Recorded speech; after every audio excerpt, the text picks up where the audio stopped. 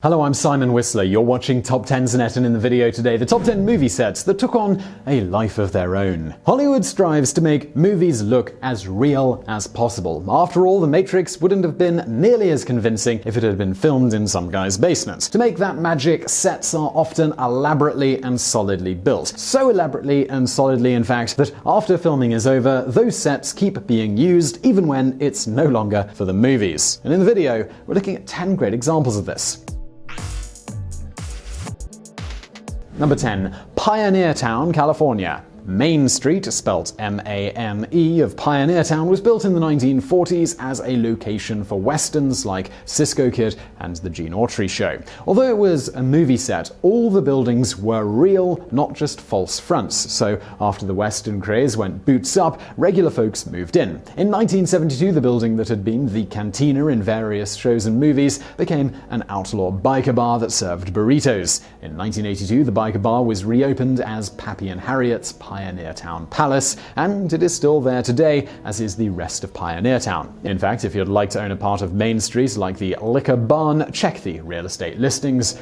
They're often for sale. Number 9. Christmas Story House in Ohio. When filming on 1983's A Christmas Story ended, Ralphie's house gave up the glamorous Hollywood lifestyle and went back to being just a house. Like other ordinary houses, it was eventually renovated until it looked nothing like it had in the movie. In 2004, Brian Jones, whose job was making and selling replica Christmas Story leg lamps, bought it on eBay. Jones renovated the house back to its movie glory, going frame by frame to make sure it was exact. He also bought a house across the street and turned it into a Christmas Story museum. Number 8. Shakespeare in Love's Rose Theatre in England. What do you do with a stage set after Gwyneth Paltrow is no longer prancing around in it? Well, you give the whole thing to Judi Dench, apparently. Dench kept the Rose Theatre set from 1998's Shakespeare in Love in storage until 2009, when she donated it to the British Shakespeare Company. The company announced plans to use the set as a stage in a Shakespeare centre, but nothing's been done with it just yet. In 2010, the Chester Chronicle reported that the city's attempts to bring the theatre there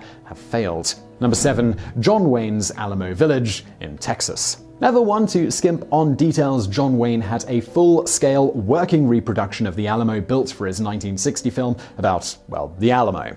The set was used as a location for other films until 1971, when it was sold back to the original owner of the land. John Wayne's Alamo Village then became a tourist attraction with a John Wayne museum, trail rides, and gunfight reenactments until the owner died and it closed to the public in 2009. Number 6. Spahn Movie Ranch in California. Westerns like Bonanza and The Lone Ranger were filmed at the Spahn Movie Ranch from the 1940s to the 1960s. In 1968, the ranch's elderly owner let Charles Manson and his family stay there as they prepared for Manson's revolution. They were living on the ranch at the time of the Tate LaBianca murders, and Manson was arrested there in 1969. The buildings burned to the ground in 1970, no doubt as some kind of heavenly judgment, and today the land is part of the Santa Susana Pass State Park. Number 5. Mr. Blandings' Dream House in California. 1948's Mr. Blandings builds his dream house starred Cary Grant and Myrna Loy as a couple who buy a fixer-upper with hilarity ensuing. RKO Pictures built the house on one of its lots, and in 1974 the land became part of the Malibu Creek State Park, and today the Blandings house holds the administrative offices for the park system. But that's not all. As promotion for the film, RKO built replicas of the house in 73 cities, and many of them are still around, including one in Toledo. Number 4. Old Tucson Studios in Arizona. Old Tucson Studios was built in 1939 for, you guessed it, westerns, and more than 300 movies and TV shows were filmed there. Unlike the former western sets on this list, it's still a working studio. It was used as a feature film location as recently as in January of 2013. Westerns don't pay the bills like they used to, though, so in 1960 Old Tucson was converted into an Old West tourist attraction. Visitors tour the museum, watch gunfight reenactments and saloon girl shows, ride a horse or a train, and even pan for gold.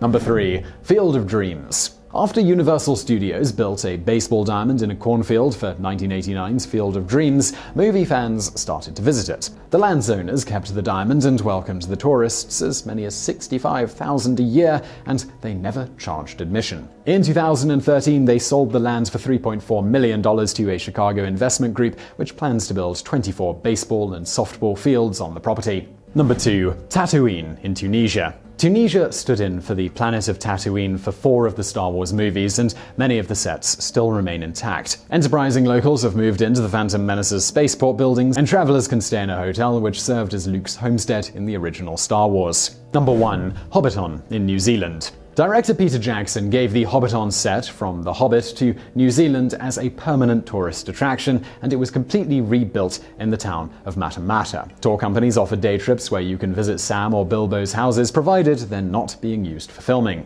Tourists can even enjoy a complimentary refreshment at the Green Dragon Inn, and you can rent the thing if you'd like to recreate Bilbo's birthday party. So I really hope you enjoyed that video, and don't forget to subscribe to this channel for brand new videos every day of the week. Also, I've got another channel, it's called Biographics. It's biographies of notable people from the present day, as well as history from Elon Musk to Osama bin Laden. You can check it out through the icon on the screen now. But if you want something else to watch right now, why not check out another TopTenz video or a Biographics video over there on the right. And as always, thank you for watching.